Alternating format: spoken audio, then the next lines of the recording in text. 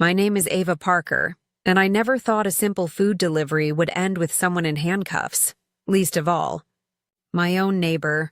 But that's exactly what happened when Linda Crawford, the self-proclaimed queen of our neighborhood HOA, decided that my takeout habits were somehow a violation of community standards.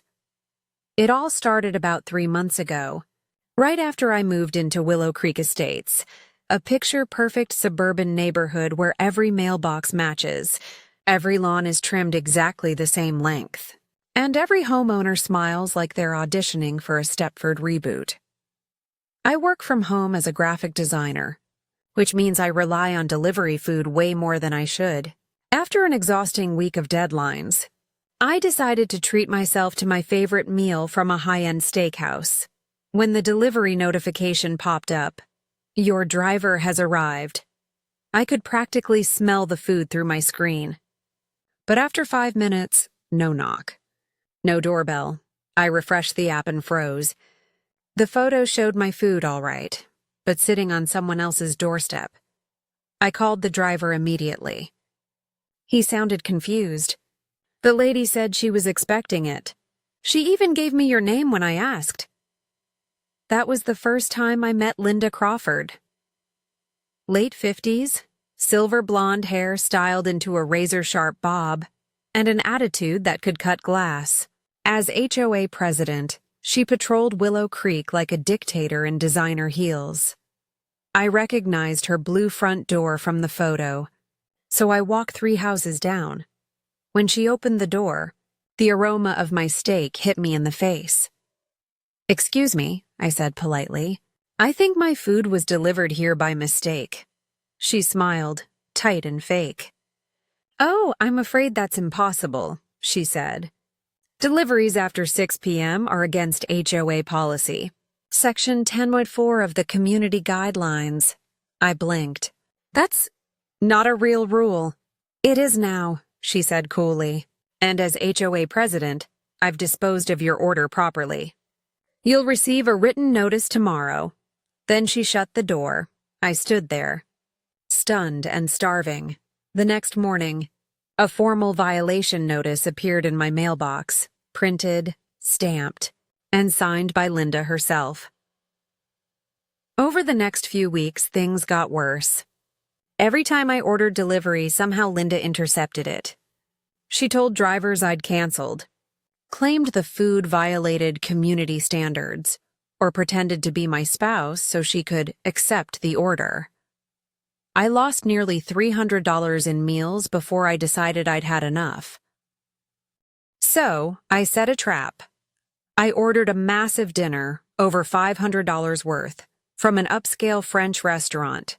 Wagyu steak, truffle pasta, fine wine, the works. Then I waited. Sure enough, the moment the driver arrived, Linda marched out of her house and intercepted him like a guard dog. Through my doorbell camera, I heard her say, "As HOA president, I'm authorized to collect this delivery." Perfect. I didn't confront her. I called the police instead. When the officers arrived, they walked straight to her door. I watched from my window as her smug expression melted into shock. Minutes later, one of the officers came to my house. "Your neighbor says she confiscated your order under HOA authority," he said. I showed him the actual community bylaws on my phone. No mention of food deliveries anywhere. Then I played him the doorbell footage from tonight and the past few weeks. His expression hardened. "And how much was today's order worth?" $523.47, I replied. He nodded and walked back toward Linda's door.